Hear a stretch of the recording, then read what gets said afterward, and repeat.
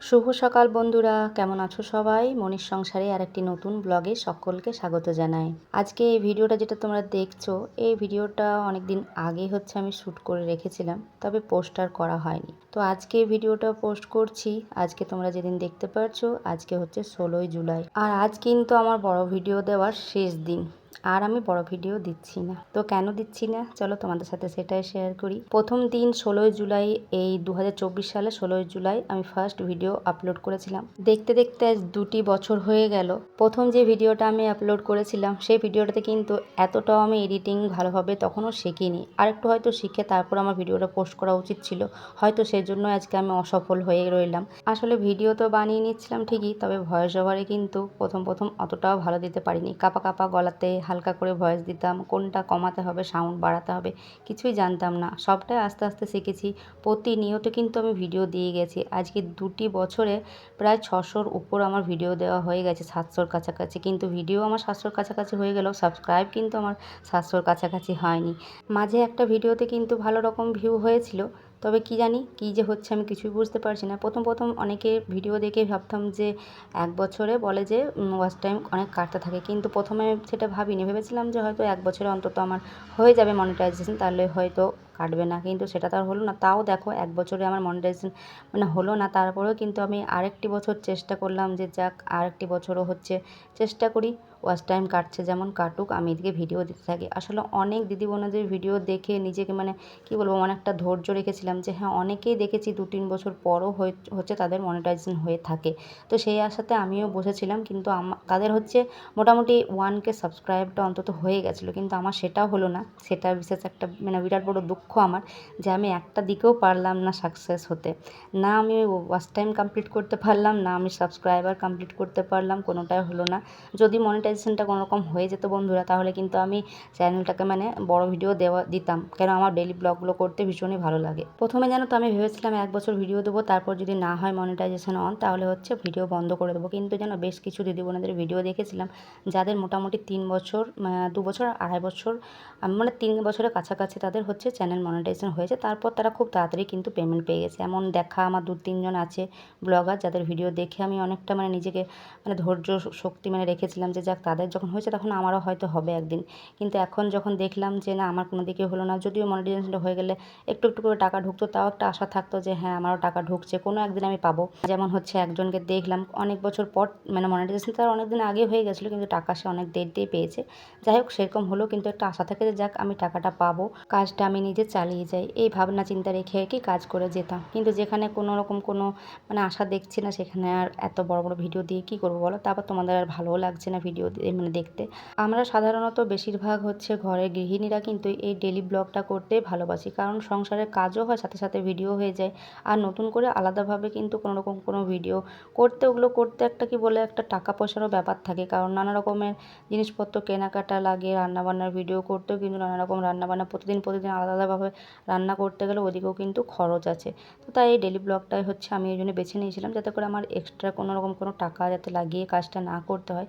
আর এই ভিডিও দিয়েও কিন্তু অনেকে সফলতা ভালো মতো পেয়েছে, লাখ লাখ টাকা, হাজার হাজার টাকা এখান থেকে রোজগার করছে, ঘর বাড়ি গাড়ি সবটাই করছে। এমনকি যারা সরকারি চাকরি করে, যারা সরকারি চাকরি করে, তারা পর্যন্ত এই ঘরের কাজগুলোর ভিডিও দিয়ে তাদেরও তারাও কিন্তু খুব তাড়াতাড়িভাবে সফল হয়ে গেছে। জানি না, ভগবানের একটা কথা আছে যে টাকার ঘরেই কিন্তু টাকা আসে, সেরকম একটা ব্যাপার। তাদের এমনিতে সরকারি চাকরি রয়েছে, মোটা টাকা একটা ইনকাম রয়েছে হাজব্যান্ড ওয়াইফ দুজনেরই, তারপরেও কিন্তু ঈশ্বর তাদেরকে এদিকেও সোশ্যাল মিডিয়াতেও তাদেরকে তাড়াতাড়ি ভাইরাল করে দিয়েছে, যাতে তারা এখান থেকেও টাকা আর্ন করতে পারে। সবই হয়তো আমার ভাগ্য, কপাল। তো আমি চাইলে তার হবে না, ঈশ্বর যদি না চায় তাহলে কোনো কিছুই হয় না। 2 বছরের আজকের আমার চ্যানেলে যে ভিডিও দিয়েছি, 2 বছরে বলতে পারো আমি সফল তো হয়নি, ব্যর্থ। 2 বছর সময়টা আমার আগের একটা ভিডিওতে একটা দিদি কমেন্ট করেছে যে তুমি অন্যভাবে ট্রাই করো, চেষ্টা করো অন্যভাবে, ঘর গোছানো, ঘর সাজানো বা শাড়ির ভিডিও। তো ঘর গোছানো সাজানো ভিডিও দেওয়া আছে, আর সাথে আমার শাড়ি কালেকশানের ভিডিও কিন্তু দেওয়া আছে। তো সেরকম খুব একটা ভিউ হয়নি। আর ঘর সাজানোর ভিডিও বানাতে গেলে কিন্তু ঘরটাকে সাজানোর জন্য অনেক জিনিসপত্র কিনতে লাগে, তো সেসব অযথা কিনে তো কোনো লাভ নেই দিই। তো ভিউয়ের জন্য আমি এক্সট্রা করে কিন্তু কোনো কিছু কেনাকাটা করে ঘর সাজানোর সম্ভব নয় আমার পক্ষে। তো যাই হোক, এভাবে আর কি ঘরোয়া ব্লগ করে অনেকেই তো অনেক টাকা দেখছি আর্ন করতে পেরেছে। তো সেভাবে আমিও ভেবেছিলাম, কিন্তু আমার কপালে হয়তো সেটা নেই। তো এইভাবে করে আমার চলতে হবে, যেভাবে চলছে সেভাবে আমার জীবন চলে যাবে। বেশ কয়েকজন দিদিমণিরা আছে যারা আমার ভিডিও দেখো, মাঝে সাঝে কমেন্টে করো। আবার অনেকজন রয়েছে যারা ছিল আগে, তারা কিন্তু নিজেরাও ভিডিও করতে ছেড়ে দিয়েছে, আর এখন আর কমেন্টও করে না, ভিডিও হয়তো দেখেও না।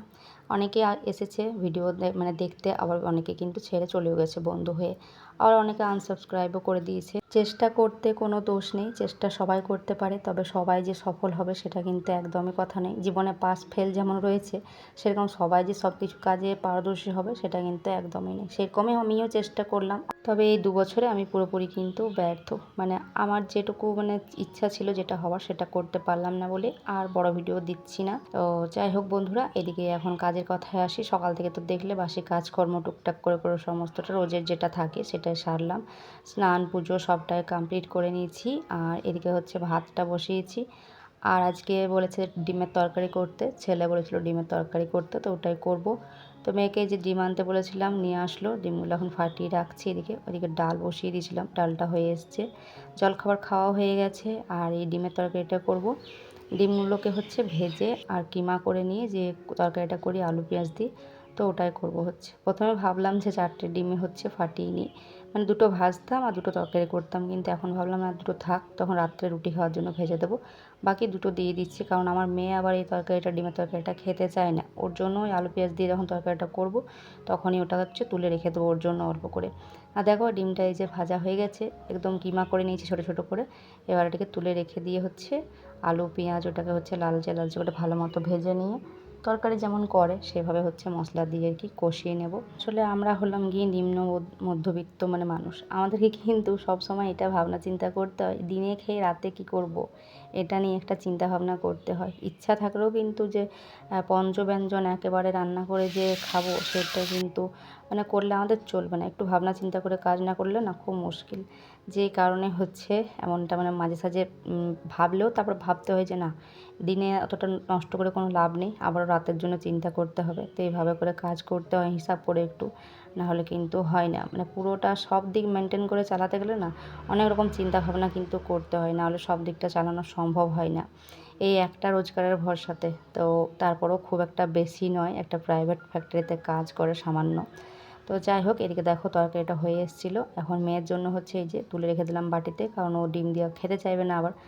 আর এখন ডিমের কিমাটা দিয়ে দিলাম। তো হয়ে এসছে তরকারিটা নামিয়ে নেব। আর ওইদিকে দেখলে না পুঁই পাতাগুলো তুলে নিয়ে আসলাম। তো বর কয়েকদিন থেকেই বলছে পুঁই পাতাগুলো তুলছো না, তো এরকম আর কি বলছিল। তো ভাবলাম আজকে চলো, ভাজার কিছু তেমন নেই, তো আজকে এটাকে বড়া করা যাক। তরকারিটা তো হয়ে গেল, এটা নিচে নামিয়ে রেখে দিলাম। আর এখন বড়াটা এই যে মেখে নিয়েছি, বেসন নুন হলুদ যেটুকু দেওয়ার সেগুলো দিয়ে। তো এখন দেখো বড়াটাকে মানে পাতাগুলো কুচি কুচি করে বানিয়ে নিয়েছিলাম।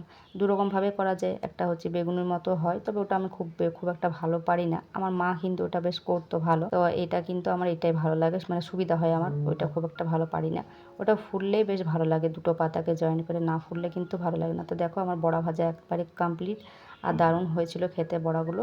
তো চলো, রান্নাবান্না তো কমপ্লিট, এখন রান্নাঘরটা গুছিয়ে পরিষ্কার করে নেওয়ার পালা, যেটা প্রতিদিনের ডিউটি থাকে আমার। তো চলো, রান্নাবান্না কমপ্লিট, আর তোমাদেরকে শেষে একটা কথা বলবো, সেটা তোমাদেরকে বলে নিই চলো।